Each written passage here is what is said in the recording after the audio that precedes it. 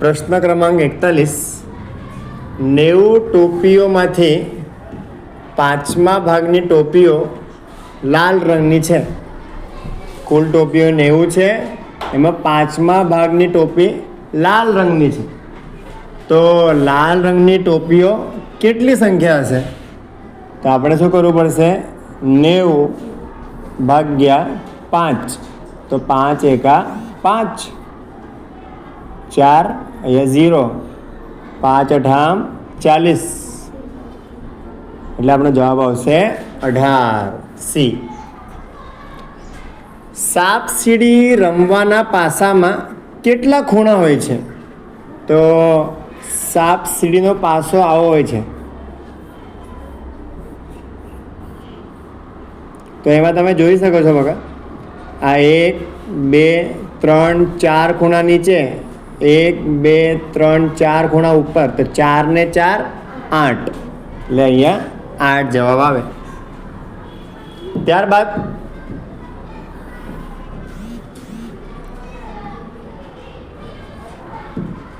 નીચેની આકૃતિમાં ઘાટો કરેલો છાयांकित ભાગ કેટલામો ભાગ દર્શાવે છે? એટલે તો આપણે આકૃતિ પૂરી કરી લઈએ. અહીંયા એક ભાગ આવશે અને આને એ જોડી દેવાનું, એટલે કુલ ભાગ આપણે મળી જશે 1 2 3 4 5 6 7 8, એટલે કુલ ભાગ 8 એ છેદમાં આવશે. અને રેખાંકિત ભાગ 1 2 અને 3 ઉપર આવશે, એટલે આ આવશે 3/8.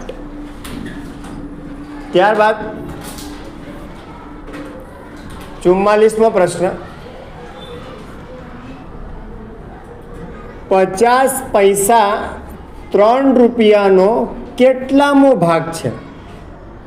તો 3 રૂપિયા એટલે થાય 300 પૈસા, કારણ કે 1 રૂપિયો એટલે 100 પૈસા. તો આપણે 50/300 કરી લઈએ. 0 0 શું થઈ જશે? કેન્સલ.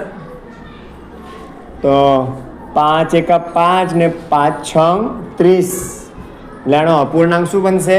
1/6. પણ અહીંયા કોઈ જગ્યાએ નથી, તો ઉપર નીચે આપણે 2 વડે ગુણાકાર કરી દઈએ. તો 2 એકા 2 અને 2 6 12. તો આનો જે સમઅપૂર્ણાંક છે એ શું મળશે આપણે? 2/12. એટલે જવાબ આવશે આપણો A. 1 કિલો બટાકાનો ભાવ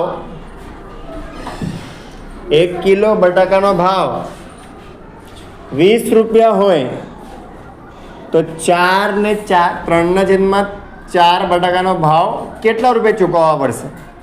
તો 1 કિલો બટાકાનો ભાવ કેટલા છે? 20. તો 4.3/4, તો 20 ચોકું 80 રૂપિયા.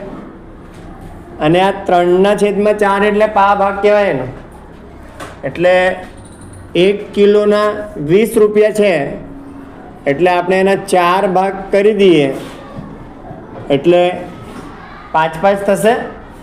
એમાંથી 4માંથી 3 ભાગ, એટલે આ 15 રૂપિયા આવશે અહીંયા. એટલે 80 + 15 કેટલા થશે? 95. એટલે આનો જવાબ શું આવશે? D. ત્યારબાદ પ્રશ્ન ક્રમાંક 46. 2 કિલોગ્રામ ખાંડની કિંમત 80 રૂપિયા છે, તો આપણે 250 ગ્રામ ખાંડ જોઈએ. 250 ગ્રામ એટલે શું? 1/4 કિલો. તો આજે 2 કિલોગ્રામ ખાંડની કિંમત 80 છે, તો 1 કિલોગ્રામ ખાંડની કિંમત કેટલી થશે? 40 રૂપિયા. તો 40 રૂપિયાનો ચોથો ભાગ એટલે કેટલા આવશે?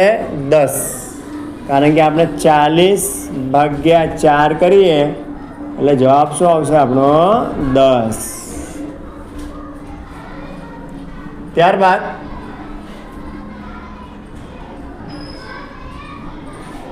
નીચેમાંથી કઈ બે સંખ્યાને જોડીનો સૌથી મોટો અવયવ 1 થાય?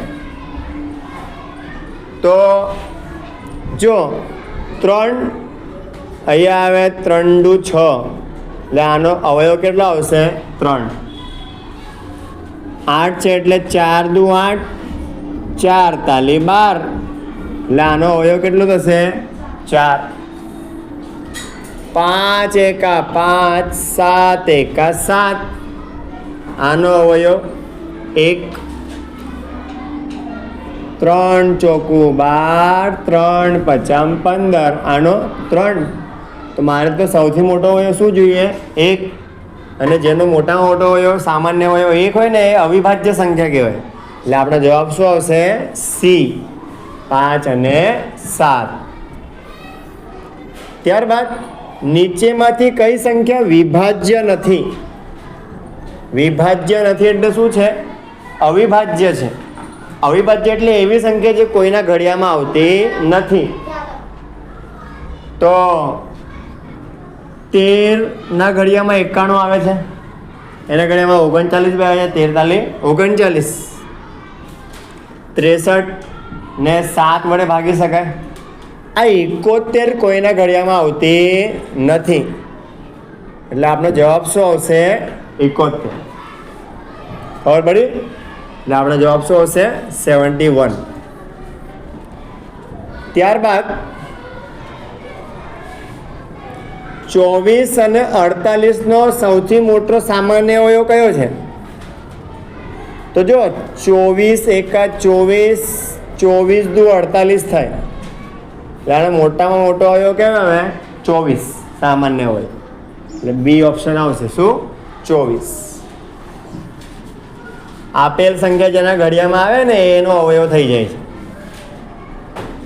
નીચેમાંથી 20 અને 30 નો સામાન્ય અવયવી કોણ છે? અવયવી એટલે એનો ઘડિયો. 20 નો ઘડિયો લઈએ આપણે. 20 એકા 20, 20 દુ 40, 20 તાલી 60, 20 ચોકુ 80, 20 પચામ 100, 20 છ 120. 30 નો ઘડિયો 3 એકા 3, 3 દુ 6, 3 તાલી 9, 3 ચોકુ 12, 3 પચામ 15, અને આમાં 0 0 ચિપકાઈ દેવાનો, એટલે બની ગયો આપણો 30 નો ઘડિયો. તમે જોઈ શકો છો 60 60 સરખું જ છે, પણ આ ઓપ્શનમાં 60 નથી. તો જો 120 120 સરખા આવે તો આપણો ઓપ્શન શું આવશે? 120.